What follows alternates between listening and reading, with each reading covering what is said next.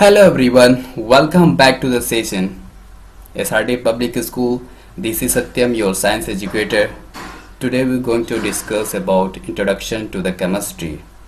तो आज हम केमिस्ट्री की इंट्रोडक्शन पढ़ेंगे और ये 6th क्लास का केमिस्ट्री की पहली चैप्टर है. देखेंगे हम इस चैप्टर में क्या क्या क्लियर करने वाले हैं. तो फर्स्ट केमिस्ट्री की meaning, next development of chemistry and historical perspective, notable chemist, important of chemistry and food and chemistry, cosmetic and chemistry, and more clothing and chemistry, medicine and chemistry and chemical. इनके ये सारी चीज़ जो हम इस chapter में clear करेंगे. तो आइए देखते हैं हम केमिस्ट्री की मीनिंग क्या होती है. सबसे पहले देखिए, the word science come from the Latin word. जो साइंस वर्ड है ये एक लैटिन वर्ड है जो सेंटिया है. सेंटिया का मतलब होता है नॉलेज, ज्ञान. ठीक है, तो जो साइंस वर्ड है ये एक लैटिन वर्ड है जिसका मतलब लैटिन में है सेंटिया, और इसकी जो मीनिंग है नॉलेज. दैट मीन्स नॉलेज, ज्ञान. ठीक है, science refer to the knowledge attain through the study of practice. जो साइंस क्या रिफर करता है, साइंस रिफर करता है कि to the knowledge attain through the study and practice. जो नॉलेज अध्ययन और अभ्यास से के द्वारा गेन की गई होती है, ग्रहण की गई होती है, उसको हम साइंस कहते हैं. सिंपल टर्म में देखेंगे, यहाँ पे सिंपल टर्म है कि science is the system of acquiring knowledge using observation and experimentation to describe and explain the various natural processes around us. देखिए science is a system. Science एक ऐसी सिस्टम है, ठीक है, जो एक्यूरिंग नॉलेज यूजिंग, यानी कि जो हम अपने चारों तरफ जो प्राकृतिक क्रियाएं होती हैं उसको हम ऑब्जर्व करते हैं, एक्सपेरिमेंट करते हैं प्रयोगों द्वारा, और उसको ऑब्जर्वेशन के द्वारा जो हम ग्रहण करते हैं उसे हम एक्सप्लेन करते हैं. तो हम उसे क्या कहते हैं, science. Science is a system of acquiring knowledge using the observation experimentation to describe and explain various natural process around. जो हमारे चारों तरफ जो प्राकृतिक नेचुरली जो प्रक्रिया होती है उसको डिस्क्राइब और एक्सप्लेन करने के लिए जो हम ऑब्जर्वेशन करते हैं, एक्सपेरिमेंट करते हैं, उसी के द्वारा नॉलेज हम इकट्ठा करते हैं, उसको बोलते हैं science. Got it? It is the both a body of knowledge as well as continuous ongoing process. ये ongoing process होता है जो चलती रहती है. Science is the basic of our modern civilization. देखिए, science is the basis of our modern civilization. देखिए, जो साइंस है, science is the basic of our modern, जैसे कि आधुनिक जो सिविलाइजेशन है, यहाँ देखेंगे आधुनिक मॉडर्न सिविलाइजेशन पे आधारित है. साइंस किस पे आधारित है, साइंस इज द आधार. जैसे बोलेंगे science is the basis of modern civilisation, तो आधुनिक सिविलाइजेशन नागरिक का जो साइंस है वो आधार पे है. ठीक है, science is the basis of our modern civilisation. ये जैसे कि मॉडर्न सिविलाइजेशन पे ही आधारित है. ठीक है, the application of science has improved our life greatly with several benefit. देखिए, जो साइंस है, जो हम आज साइंस की वजह से हम इतने सारी चीजें हमें बेनिफिट मिलती है, सेवरल बेनिफिट्स, अनेकों लाभ मिलते हैं हमें साइंस की वजह से. नाउ देखिए, यहाँ पर देखेंगे new discoveries and inventions have made our life comfortable. देखिए, आज साइंस इतना डेवलप किया है, ठीक है, आज साइंस की वजह से हमारी जो जीवन है इतना कंफर्टेबल हो चुका है, आरामदायक हो गया साइंस की वजह से. ठीक है ना. न्यू डिस्कवरीज एंड इन्वेंशन, यहाँ पे दो टर्म है, invention and discoveries. What is different between the discoveries and invention. देखिए, जो डिस्कवरी तो बार बार होती रहती है. कोई चीज बन गया है, उसी को मॉडिफाई कर देना और क्लियरिफाई करना, और कोई चीज उसमें एडिशनल चीज जोड़ना, उसको डिस्कवरीज बोलते हैं. लेकिन इन्वेंशन सिर्फ एक बार होती है. इन्वेंशन कोई नई चीज की एक बार इन्वेंशन होता है, उसको बोलते हैं इन्वेंशन करना. Have made of life comfortable. तो ये क्या करती है, जो हमारे लगातार जो खोजें हैं, साइंस की जो खोज है, वो हमारे जीवन को कितनी स्मूथ बना दी है, कंफर्टेबल बना दी है. अगर साइंस नहीं होता तो शायद आज हमारे इतनी जल्दी और बहुत सारी चीज़ें जो केमिस्ट्री की और केमिक्स जो है साइंस आज हमारे मदद मदद की वजह से हम ऐसे हैं। इतनी फास्ट दुनिया हो गई है साइंस की वजह से ही हुई है। अब देखें केमिस्ट्री की यहाँ पर मीनिंग देखें, केमिस्ट्री की मीनिंग क्या होती है। केमिस्ट्री, देखिए science has two main branches, science की दो मुख्य ब्रांचेज है, ठीक है।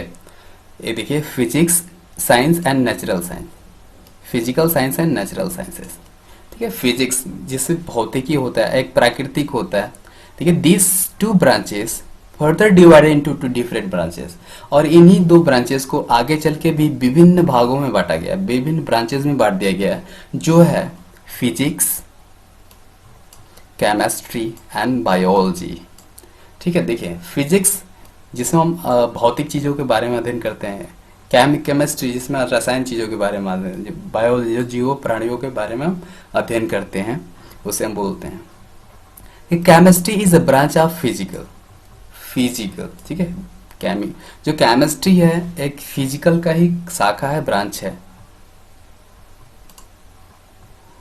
Science that deal with the study of composition and properties of substance. देखिए कंपोजिशन क्या होता है और प्रॉपर्टीज क्या होता है, ठीक है। तो साइंस वो विज्ञान जो सब्सटेंस की, दैट मीन्स पदार्थ की, उसकी कंपोजिशन और प्रॉपर्टीज का अध्ययन कराती है, उसे हम केमिस्ट्री कहते हैं, ठीक है। Got it. देखिए कंपोजिशन क्या होता है, जिससे वो जो सब्सटेंस है जिससे वो बना हुआ है, जिससे कोई सृजना हुई है, जिसका वो निर्माण हुआ है जिस चीजों से, उसके बोलते हैं कंपोजिशन। प्रॉपर्टीज दैट मीन्स वो उसकी गुण क्या होती है, उसकी प्रॉपर्टीज क्या होती है, उसकी धर्म क्या होती है, ये हमें बताती है। And how they react with combine with each other, और ये भी बताता है कि एक दूसरे को जब हम कंबाइन कराते हैं, जब एक दूसरे से वो कंबाइन होते हैं, मिलते हैं, तो रिएक्ट कैसे करते हैं। तो ये सारी चीज़ों को क्या बोलते हैं, केमिस्ट्री। विज्ञान की वो शाखा जो पदार्थ की कंपोजिशन और प्रॉपर्टीज को डील कराती है या उससे रिलेट करती है, तो हम उस साइंस को या उस विज्ञान को हम क्या बोलते हैं, केमिस्ट्री बोलते हैं। Got it. Okay, chemistry is everywhere, chemistry is everywhere around us. देखिए केमिस्ट्री हमारे हर जगह है। It help us to understand the world is in a better way, जो हमें इस दुनिया को एक अच्छे तरीके से समझाती है। And answer question, answer and question about how things work, और हमें ये बताती है कि थिंग्स वस्तुएं कैसे कार्य करती हैं। Got it. केमिस्ट्री तो हर जगह उपस्थित है, हर जगह प्रेजेंट है, और हमें दुनिया को अच्छे तरीके से समझने के लिए मदद भी करती है, समझाती भी है। और answer questions about how things work, और क्वेश्चन भी है बहुत सारे ऐसे चीज़ें जो कैसे वर्क करती हैं, वो चीज़ें हमें बताती है। कौन बताता है, तो केमिस्ट्री बताती है। देखिए जैसे कि हो गए द एयर वी ब्रीथ, जो हम श्वास लेते हैं, वो भी एक केमिस्ट्री है। द फूड वी ईट, जो हम भोजन करते हैं। द क्लॉथ वी वियर, जो कपड़े हम पहनते हैं, सभी में केमिस्ट्री की कंट्रीब्यूशंस है, इसकी योगदान है। A lot more, बहुत सारे ऐसे चीज़ें जो everything is based on chemistry, सारे चीज़ें केमिस्ट्री पे ही आधारित हैं। Got it. चलिए आगे देखते हैं। ओके, अब हम देखें development of chemistry, A historical perspective.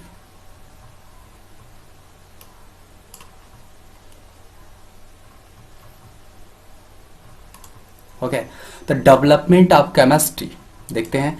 Alchemy, alchemy एक क्या है, एल्केमी जो वर्ड है, एल्केमी को हम बोल सकते हैं magic power that can change things, मतलब कि वस्तुओं को बदल देने वाली जादुई शक्ति को हम बोलते हैं एल्केमी, ठीक है। एल्केमी के एक शाब्दिक जो अर्थ होता है, जो magic power that can change the thing,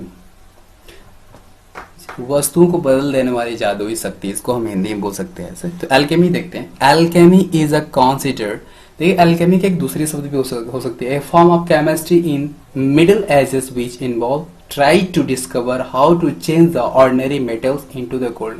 देखिए जो एल्केमी है ये बहुत पुरानी है, जो मिडिल एजेस में हुआ करती थी। जो इन्वॉल्व ये करती है कि जैसे कि मेटल्स हैं, उसको गोल्ड में, एक साधारण मेटल को, धातुओं को, उसको गोल्ड में या दूसरे मेटल्स में कन्वर्ट करने की एक अध्ययन होती है, स्टडी होती है, उसको जिसको हम एल्केमी बोलते हैं। Got it? चलिए देखते हैं और आगे चल के एल्केमी क्या है। Alchemy is considered important as it made a significant contribution in the evolution of modern science. That means आज जो साइंस है, मॉडर्न आधुनिक जो विज्ञान है, वो एल्केमी की एक बहुत सिग्निफिकेंट कंट्रीब्यूशन की वजह से आज मॉडर्न साइंस है। अगर एवोल्यूशन ऑफ मॉडर्न साइंस की बात करें तो एल्केमी की मदद से ही आज मॉडर्न साइंस इतना ग्रोथ पे है, डेवलप किया हुआ है। Got it? Alchemy was an early philosophical and spiritual field of study that integrated chemistry with metal work. It's very important. कहने का मतलब है alchemy was a earlier, मतलब बहुत पहले क्या, philosophical and spiritual। देखो philosophical और spiritual, इस philosophical का मतलब होता है सिद्धांतिक, ठीक है, दर्शन शास्त्रिकल भी होता है, दर्शन शास्त्री, और स्पिरिचुअल मीन्स होता है धर्म। तो ऐसी फील्ड है जिसका हम स्टडी करते हैं, that integrated chemistry with metal work. यानी ये पहली जो था कि सिर्फ वो मेटल के साथ जो वर्क किया करते थे, एल्केमी, उसको हम बोलते थे, ठीक है। It was also seen investigation of nature, और इसको नेचर के इन्वेस्टिगेशन में भी देखा गया है। दैट मीन्स प्रकृति को जो इन्वेस्टिगेशन होता है, खोज, नेचर, प्राकृतिक चीज़ों की खोज, तो उसको भी उसमें भी देखा है। एल्केमी का भी उसमें बहुत बड़ा रोल है, इंपॉर्टेंट रोल है। Alchemy was scientific but spiritual as well. देखिए एल्केमी जो साइंटिफिक भी है और उसके साथ साथ भी स्पिरिचुअल भी है, धार्मिक भी है, ठीक है, आध्यात्मिक भी है। देखेंगे साइंटिफिक, वैज्ञानिक तौर पे, और स्पिरिचुअल भी, ये दोनों है एल्केमी, ठीक है। ओके, अब देखिए एल्केमिस्ट्स क्या होते हैं। इट्स वेरी इंपॉर्टेंट, यहाँ देखेंगे, बहुत ध्यान देंगे। एल्केमिस्ट्स, तो they are the people who practised alchemist. देखिए एल्केमिस्ट उनको बोला गया जो पहले एल्केमिस्ट, यानी कि जो मेटल में वर्क करते थे, जो मेटल को कन्वर्ट करते थे, कुछ उसके और से मेटल निकालते थे या फिर उसको चेंज करते थे, तो उसको हम एल्केमिस्ट बोलते थे, ठीक है। Alchemy, the peoples they are regarded as early chemist, उन लोगों को केमिस्ट बोलते थे पहले समय में। They work contributed in laying the foundation of modern chemistry and medicine. आज देखिए उन्हीं के जो वर्क है, उनकी कार्यों से जो उनकी योगदान है, आज उन्हीं कार्यों की, उन्हीं की वजह से आज मॉडर्न केमिस्ट्री है एंड मेडिसिन है, उनकी फाउंडेशन है। लेइंग द फाउंडेशन मतलब उन्होंने ही एक नींव दिया है। जो एल्केमिस्ट थे पहले, उन्होंने आज मॉडर्न जो साइंस है, मॉडर्न साइंस, मॉडर्न केमिस्ट्री, तो ये सब उन्हीं की नींव दी गई है। दैट मीन्स वो एक फाउंडेशन थे, एक बुनियाद थे, एक शुरुआत, इनिशिएटिव मान सकते हैं, उसे कह सकते हैं, जिनकी वजह से आज मॉडर्न साइंस है, उसको हम बोलते हैं फाउंडेशन। तो उनके जो कार्य थे, उनके जो कार्य थे, वर्क थे, वो एक बहुत बड़ी कंट्रीब्यूशन थी आज इस मॉडर्न साइंस को बनाने में। अब देखिए एल्केमिस्ट क्या करते थे। एल्केमिस्ट यूज केमिकल्स इन मेटल वर्किंग। जैसे कि जो एल्केमिस्ट से पहले जो लोग मेटल्स की खोज किया करते थे, तो वो केमिकल का इस्तेमाल किस में करते थे, मेटल वर्किंग है, यानी कि मेटल्स को बनाने में करते थे, मेटल के कार्यों में करते थे। जैसे कि इंक देखिए केमिकल्स का इस्तेमाल होता था इंक में। पेंट्स, कॉस्मेटिक जो चीजें आती है उसमें भी केमिकल्स होता है। And to prepare extract and liquid को भी एक्सट्रैक्ट निकालने में, जैसे कि तरल जो पदार्थ होती है, जो द्रव्य होता है, जो लिक्विड फ्लूइड बोल सकते हैं, लिक्विड, तो उसको एक्सट्रैक्ट मीन्स होता है निकालना, ठीक है, कहीं से चूस के या फिर कहीं से खदन करके खोद के एक्सट्रैक्ट निकालना होता है, प्रिपेयर करते हैं, ठीक है। These people were the first ones to learn the process of isolating zinc and phosphorus. तो वो these people और ये जो people थे उस समय में, first want to learn, सबसे पहले जानने वाले और सीखने वाले थे कौन सा process, the process of isolating. यहाँ पे एक बहुत इंपॉर्टेंट वर्ड दिया है, process of isolating zinc and phosphorus. देखो आइसोलेटिंग, आज आप लोग आइसोलेट आइसोलेट बहुत सारे वर्ड सुन रहे हैं, ये लॉकडाउन की वजह से, कोरोना वायरस की वजह से। तो आइसोलेटिंग मीन्स समझिएगा, तो आइसोलेट मीन्स होता क्या है। देखिए क्वारंटाइन और आइसोलेटिंग ये बहुत एक ह्यूज डिफरेंट है दोनों में। आइसोलेट मीन्स क्या होता है, क्वारंटाइन मीन्स क्या होता है, ठीक है। तो देखो आइसोलेट मीन्स अलग करना होता है, तो जिंक और फास्फोरस को उन्होंने अलग करना सबसे पहले सीखा, ठीक है, गॉट इट। अगर किसी को डाउट होगा आइसोलेटिंग एंड क्वारंटाइन के बीच में क्या डिफरेंट है, then can be contact with me, okay, call me या ask me anywhere. Isolate and quarantine, okay, their contributions helped in, यहां पे आइसोलेट का मतलब होता है अलग अलग करना, ठीक है, जिंक एंड फास्फोरस। तो उन्होंने सबसे पहले क्या सीखा, जिंक और फास्फोरस को अलग करना सीखा। अब their contributions help in the advancement of civilisation. Civilisation का मतलब होता है नागरिक, लोग, पीपल्स, नागरिकता, ठीक है। तो देखिए यहाँ पर ये जो उनकी उनकी जो वर्क था, उनकी जो कंट्रीब्यूशन था, कंट्रीब्यूशन का मतलब होता है योगदान, मदद, helps. Their contributions help in the advancement of civilisation. तो उनकी जो कंट्रीब्यूशन थी आज इस सिविलाइजेशन का एडवांस कर दिया, मतलब बहुत एडवांस तरीके, एडवांस टेक्निकल्स, टेक्निक, सारी चीज़ें दी। उनकी कंट्रीब्यूशन की वजह से आज मॉडर्न साइंस है। हाउएवर, हालांकि this alchemist related their work with that we call magic. जैसे कि उनके जो केमिस्ट थे, रिलेटेड देयर वर्क, उनकी जो वर्क थी, with that we call magic, जिन्हें हम मैजिक भी कह सकते हैं, जादू भी कह सकते हैं। The formula for instance, the formula for instance they read as magic spell और रिचुअल। देखिए जो उन्होंने फॉर्मूला बनाया, जो उन्होंने उदाहरण दिए, उनको हम मैजिक स्पेल और रिचुअल्स के नाम से रीड करते हैं, पढ़ते हैं। रिचुअल जो धार्मिक जो चलता आ गया। There was no standardised scientific practice followed by the alchemist.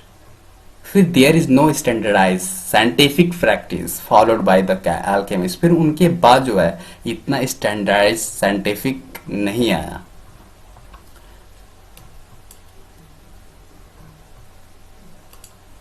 Next देखेंगे कि यहां पे कुछ दिया है, इसको देखते हैं। ये नो योर साइंटिस्ट, कोई साइंटिस्ट का नाम क्या देखते हैं, नागार्जुन 1931 ईस्वी में, एन इंडियन केमिस्ट, वो भारतीय केमिस्ट थे, हु रोट ए बुक, जिन्होंने एक किताब लिखा। उसमें क्या लिखा कि on the various aspect of chemistry, chemistry की पूरे रूपरेखा को उन्होंने उस बुक में लिखा। द बुक टाइटल, बुक का टाइटल था रस रत्नाकर। कवर टॉपिक्स, उसमें क्या क्या टॉपिक्स थे, लाइक एक्सट्रैक्शन ऑफ मेटल, जैसे कि मेटल धातुओं को निकालना, सच है जैसे कि gold, silver, copper, from their ores से, ऑर्स से, उनकी जो ऑर्स होती हैं उस ऑर्स से, यौगिक से उन्होंने क्या निकाला, कॉपर, सिल्वर और गोल्ड को निकाला सबसे पहले। And the process of distillation and sublimation, और उन्होंने डिस्टिलेशन और सब्लिमेशन का भी प्रक्रिया बताया। ठीक है, गॉट इट। हम आगे चल के पढ़ेंगे डिस्टिलेशन क्या है, सब्लिमेशन क्या है, अभी हम शॉर्ट में ही चल रहे हैं। पहले अभी इंट्रोडक्शन करा रहे हैं आपसे। देखेंगे physical aspect of alchemy was the experimental study of transformation of base metal into silver और गोल्ड, यानी कि जो फिजिकल एस्पेक्ट ऑफ एल्केमी है, देखा जाए कि एल्केमी का जो रूप है फिजिकली, उन सबसे पहले वाज द एक्सपेरिमेंटल स्टडी था ऑफ द ट्रांसफॉर्मेशन, यानी base metal into the silver, यानी कि पहले समय में मेटल को क्या किया जाता था, सिर्फ अभी ट्रांसफर किया जाता था। उसके सिल्वर, गोल्ड, ये सारे मेटल हैं, लेकिन वो पहले नेचुरली नहीं मिलते थे, गोल्ड और सिल्वर तो आई थिंक नेचुरल है, इसे नेचुरली हम फाइंड करते हैं। Alchemy aim to finding, alchemy के जो एम क्या था, लक्ष्य क्या था, it finding philosopher's stone which was considered a mythical and magical substance। उनका एम था कि फिलोसफर्स स्टोन, फिलोसफर सिद्धांतिक जो पत्थर थे, स्टोन थे, which was considered a mythic and magical substance, जो उनको क्या माना गया कि वो एक जादुई पदार्थ थे, ऐसे कह के। It was believed that the substance would turn into gold on heating with a piece of iron and copper। देखिए ये विश्वास था पहले लोगों की कि वो सब्सटेंस को जब हम गर्म करते तो ये किस में चेंज हो जाएगा, वो गोल्ड में चेंज होगा ऑन हीटिंग, जब उसे गर्म करेंगे, विथ अ बेस के साथ of iron and copper. Gold was considered, gold को क्या माना गया, to be the purest form of matter. देखिए गोल्ड को उन्होंने समझा कि प्योरेस्ट यानी कि सबसे ज्यादा प्योर जो है गोल्ड ही होता है, and perfect metal as it was the believe that consider with the health, जिन्होंने health, wealth, immortality। The attempt by the alchemists to find the magic substance were not successful। कह रहे कि the attempts, कोशिशें जो थी alchemist के द्वारा to find the magical substance were not successful, वो सफल नहीं हुए थे। alchemist ने बहुत सारे कोशिशें की है, कोशिश करने के बावजूद जो मैजिकल सब्सटेंस थे वो सक्सेस नहीं हुआ। बट ड्यू टू दिस, और उन्हीं की वजह से, उसी की वजह से they formed various experiments with different metal and developed the process of extractions of metal and alloy to the extent। लेकिन उनकी जो कोशिशें थी, असफलता थी, उन्होंने एक परफॉर्म्ड वेरियस एक्सपेरिमेंट, उन्होंने बहुत सारे एक्सपेरिमेंट किया, और वही एक्सपेरिमेंट की वजह से आज सारे मेटल्स जो होते हैं उसको एक्सट्रैक्ट करके बनाया जाता है, उसके सारे प्रोसेस यूज किए जाते हैं, जिन्होंने पहले सारे एक्सपेरिमेंट करके गए थे with different metals and develop the process of extraction of metal and alloy the extent. अब थोड़े से नीचे देखेंगे कि by the late 18th century, यानी कि 18वीं शताब्दी के बाद, the field of chemistry had completely separated from traditional alchemy. देखिए ये बहुत अच्छी वर्ड लिखा हुआ, कह रहा है कि उसके बाद से क्या हुआ, द फील्ड ऑफ केमिस्ट्री, जो केमिस्ट्री था उस समय, हैड कंप्लीटली सेपरेटेड, पूरी तरह से अलग हो गया था। तो किसने, ट्रेडिशनल एल्केमी से। जो ट्रेडिशनल एल्केमी था, ट्रेडिशनल एल्केमी का मतलब होता है जो पहले से चलता हुआ आ गया, वो जाकर 18th में चेंज हो गया, 18th सेंचुरी यानी कि 18वीं शताब्दी में जो है पूरी तरह से चेंज हो गया। ट्रेडिशनल जो एल्केमी आता हुआ था, लेकिन स्टिल वी कैन से, आज भी हम ये कह सकते हैं कि alchemy played a vital role in the development of modern chemistry. आज भी हम ये कह सकते हैं जो केमिस्ट्री ने था, एल्केमी एक बहुत बड़ा रोल निभाया है, जो आज मॉडर्न केमिस्ट्री को बनाने में, डेवलप करने में, विकसित करने में, विकास लाने में। करेक्ट, आज हम ये भी कह सकते हैं। तो वो धीरे जो 18th सेंचुरी आया, 18वीं शताब्दी के बाद, जो केमिस्ट्री की पूरी तरह रूपरेखा बदल चुकी थी, उन्होंने सेपरेट हो गया था ट्रेडिशनल एल्केमी से। और आज भी हम ये कह सकते हैं कि जो एल्केमी था, सबसे बड़ा रोल है उसका आज मॉडर्न केमिस्ट्री बनाने में।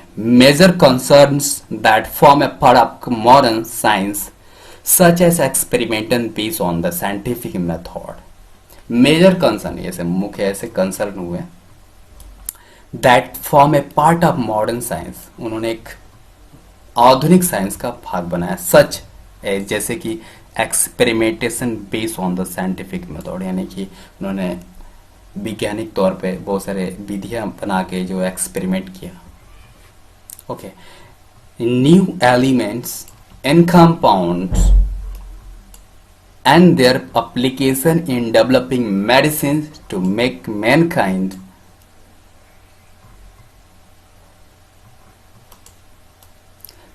were first addressed by the alchemist। इस सेंटेंस का मतलब ये है कि जो न्यू एलिमेंट्स बने, कंपाउंड्स बने एंड देयर एप्लीकेशन, और उन सभी का application in developing medicine to help mankind were the first address by the alchemist. That means जो पहले क्या अल्केमी था, उनकी जो एप्लीकेशंस, न्यू एलिमेंट्स बने, कंपाउंड आने के बाद जो है साइंस का एक बहुत बड़ा रोल हो गया था लोगों में। मैनकाइंड लोगों को ही कहते हैं। डेवलप मेडिसिन टू हेल्प, किसको हेल्प के लिए? तो मनुष्यों को Mankind address by the alchemist, मतलब जो दवा केमिस्ट थे एड्रेस बाय द मेडिसिन, जो दवाइयाँ जो बनने लगी कैसे? अल्केमिस्ट। ठीक है। The first knowledge, thirst for knowledge, sorry what I am reading. देखिए इट्स वेरी इंपॉर्टेंट। कहने का मतलब the iron pillar near the Qutub Minar, जो कुतुब मीनार में जो है दिल्ली में जो कुतुब मीनार है वो 7 metre high and the iron pillar near the Qutub Minar, Qutub Minar के जो आयरन पिलर यहाँ फिगर में देख सकते हैं ये 7 मीटर का है एंड नोटेबल रस्ट रेसिस्टेंस है, इसमें जंग लगता नहीं है। Rust resistance composition of metal that had been use the constructions. ठीक है, metal that had been use to construct, इसको बनाने में ऐसे मेटल का उपयोग किया गया है जो रस्ट रेसिस्टेंस हो। दैट मीन्स इसमें क्या बोलते हैं, रस्ट नहीं लगते हो। दैट मीन्स क्या बोलते हैं उसको, रस्ट, जंग नहीं लगती, जंग रोधी जिसे बोल सकते हो, जंग रोधक, ऐसे बहुत सारे कंपोजिशन से मिलकर बना हुआ। The pillar is made of wrought iron, ये रॉट आयरन से मिलकर बना है। That has not deteriorated due to the rust, और ये रस्ट से खराब नहीं होता है। The corrosion resistance is due to the presence of an even layer of crystalline from iron hydrogen phosphate that forms high phosphorus content iron, which protect the iron pillar from the effect of Delhi climate condition। जो भी दिल्ली का climate condition है उस पर कोई प्रभाव नहीं देना देता है। कौन? आयरन। जो आयरन में जो फास्फोरस मिलाया गया है वो क्या प्रोटेक्ट करता है? वो प्रोटेक्ट द आयरन पिलर, उस लोहे के पिलर को प्रोटेक्ट करता है कि दिल्ली के कैसे भी क्लाइमेट हो, बारिश हो, धुआं हो, जो भी है उसे जंग नहीं लगने देता है। Got it? आगे देखते हैं। नोटेबल केमिस्ट, कुछ हम साइंटिस्ट का नाम भी देखेंगे जिन्होंने बहुत बड़ा कंट्रीब्यूशंस दिया है हमारे साइंस में। तो first of all notable chemist, chemists were scientists engaged in chemical research or experiment। तो केमिस्ट वो थे, केमिस्ट किसे बोलेंगे? तो देखिए केमिस्ट वेयर द साइंटिस्ट, जो केमिस्ट थे वो साइंटिस्ट हुआ करते थे। इंगेज, वो हमेशा जो है खोज में, सर्च एंड एक्सपेरिमेंट्स में हमेशा लगे रहते थे, बिजी रहते थे, व्यस्त रहते थे। Let study about the some famous scientist, कुछ फेमस वैज्ञानिकों का नाम पढ़ेंगे। देयर कंट्रीब्यूशन इन केमिस्ट्री, जिनकी योगदान हमारे रसायन केमिस्ट्री में है। Got it? एंटोइन लुइसियर, एंटोइन लुइसियर के बारे में पढ़ते हैं। एंटोइन लॉरेंट डे लुइसियर इनकी पूरा नाम है। आल्सो एंटोइन लुइसियर इनको बोलते हैं। Is consider the father of modern chemistry. अगर आपसे कोई पूछता है कि मॉडर्न केमिस्ट्री का फादर कौन है, who is the father of modern chemistry, then you would say, या you could say Antoine Lavoisier. It's simple. Got it? Okay. देखिए Lavoisier is credited for the discovery of role of oxygen in combustion. सबसे बड़ा जो इनकी role है, credit है, इनको जो क्रेडिट मिला है, तो discovery the role of oxygen की कंबशन में क्या रोल है, जिन्होंने डिस्कवर किया था वो है एंटोइन लुइसियर। देखिए कोई भी चीज जलता है, कंबशन उसे बोलते हैं, जब कोई चीज जलता है तो उस कंबशन बोलते हैं। ठीक है ना? जैसे लकड़ी हो गया, पीछे जो कोई भी चीज जलता हो उसको हम कंबस्टिबल कहते हैं। ठीक है? जो चीज कंबस्टिबल उसको बोलते हैं जो चीज जलने वाला होता है। कंबसन मतलब होता है जलना। तो जलने में ऑक्सीजन, अगर ऑक्सीजन ना हो, सभी स्टूडेंट्स ये जानते हैं कि ऑक्सीजन की वजह से सारी चीजें चलती है, जो भी चीज चलती है बिना ऑक्सीजन का कोई चीज जल नहीं सकता है। तो जो अंटोइन लॉयसियर थे, इन्होंने पता किया कि आग को जलाने में ऑक्सीजन का एक बहुत बड़ा रोल होता है, एक बहुत बड़ा इंपॉर्टेंट रोल होता है। ही आल्सो गैप द, इन्होंने हमें लॉ भी दिया। जो लॉ क्या है, तो law of conservation of mass, इन्होंने बताया। लॉ ऑफ कंजर्वेशन मास इन्होंने एक दिया। इन्होंने बताया कि the state that mass is neither created not destroyed in a chemical reaction, so Lavoisier also named oxygen and hydrogen. देखिए, लोएसर ने एक स्टेटमेंट दिया, दैट मीन्स एक लॉ बनाया। उस लॉ का नाम था law of conservation of mass. देखिए, इन्होंने स्टेटमेंट में ये कहा कि मास जो होता है, ना हम उसे बना सकते हैं ना उसे नष्ट कर सकते हैं, सिर्फ उसे चेंज कर सकते हैं। That can be only change, not can be destroyed and not can be created. Lavoisier also, Lavoisier ने ऑक्सीजन और हाइड्रोजन का नाम दिया था। Lavoisier also name oxygen and hydrogen. Got it? तो आज आपने लोएसियर एंड एंटोइन लोएसियर का नाम और उनके दिए गए कंट्रीब्यूशंस केमिस्ट्री में सब पता कर लिया। ओके, अब हम चलते हैं डिमिट्री मेंडलीफ। इन्होंने क्या किया?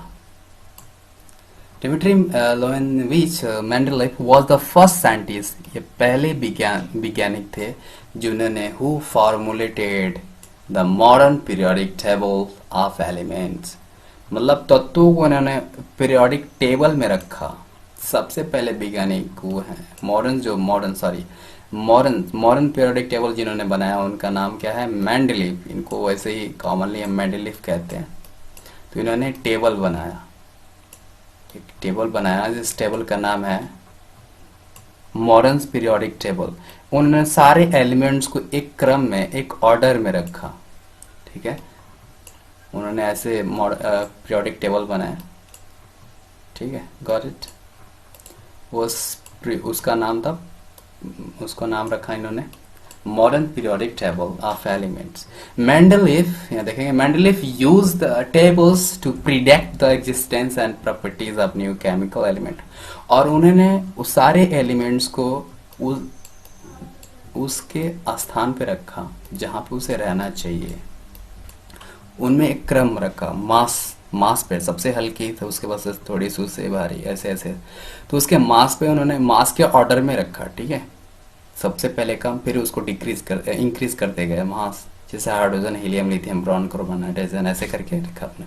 तो देखेंगे मेंडलीफ यूज द टेबल के यूज करके उन्होंने बताया कि सारे जो मेटल हैं, न्यू केमिकल्स एलिमेंट जितने होते हैं, उनकी प्रॉपर्टीज और उनके एग्जिस्टेंस के बारे में बताया। Got it? तो मेंडलीफ ऐसे फर्स्ट वैज्ञानिक है, फर्स्ट साइंटिस्ट है जिन्होंने मॉडर्न पीरियोडिक टेबल को फॉर्मुलेटेड किया। फॉर्मुलेटेड का मतलब होता है फार्मूला दिया। नाउ जॉन डाल्टन, ये भी देखते हैं इन्होंने मॉडर्न केमिस्ट्री में इन्होंने क्या कंट्रीब्यूशन दिया है। तो देखते हैं जॉन डाल्टन ने क्या क्या जो है दिया। जॉन डाल्टन इज क्रेडिटेड, मतलब इन्होंने क्या क्रेडिट पाया, देखते हैं। द आप for proposing the modern atomic theory, इन्होंने आधुनिक एटॉमिक थ्योरी दिया। ही also give the law of multiple proportion and the law of Persia pressure, इन्होंने लॉ ऑफ पर्शिया प्रेशर दिया और लॉ ऑफ मल्टीपल प्रोपोर्शन दिया और मॉडर्न एटॉमिक थ्योरी दिया। J Thomson, thirst knowledge भी देख लेते हैं।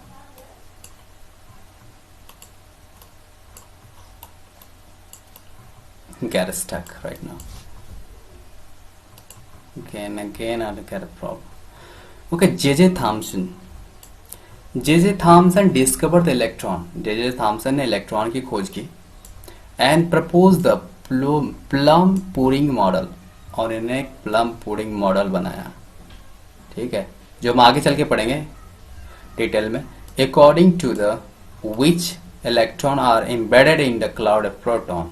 The model present in the electron are surrounded by positive charge। ठीक है, उन्होंने जो मॉडल दिया था, मॉडल प्रेजेंट इन्होंने किया, इलेक्ट्रॉन जो थे वो पॉजिटिव चार्ज की तरफ यानी कि that electron are surrounded positive charge, यानी कि उनके चारों तरफ जो पॉजिटिव बीच में जो चार्ज थे, in order to balance negative charge. Thomas help us to the have a better understanding of atom and structure. देखो, जो जेम्स थॉमसन ने हमें एटम और उसके स्ट्रक्चर को बहुत अच्छे से समझाया। ठीक है, अर्नेस्ट रदरफोर्ड के बारे में देख लेते हैं। अर्नेस्ट रदरफोर्ड जो थे, इन्होंने क्या परफॉर्म किया? The famous gold foil experiment किया। ठीक है ना, उन्होंने उस एक्सपेरिमेंट से हमें बताया कि he proposed that proton and neutron lie at the centre of the atom. उन्होंने बताया प्रोटॉन और न्यूट्रॉन जो होते हैं वो एटम के केंद्र में होते हैं, सेंटर में होते हैं, बीच में होते हैं, इन द न्यूक्लियस। ठीक है, न्यूक्लियस के बीच में जो क्या होता है, प्रोटॉन और न्यूट्रॉन होते हैं। And are surrounded by electron, और जो इलेक्ट्रॉन होती हैं उनको गोल गोल राउंड करती हैं, सराउंडिंग ऐसे ऐसे। ठीक है, discover and concept of radio, और इन्होंने ही also discover the concept of radio active half life. देखिए, जो कॉन्सेप्ट ऑफ रेडियो एक्टिव थे, रेडियो एक्टिव, ठीक है ना, इन्होंने उसकी अवधारणाएं बताई, अवधारणाएं दी। बाकी हम रेडियो एक्टिव जो मेटल्स होते हैं उसको आगे चल के अपने पीरियोडिक टेबल में पढ़ा जाएगा।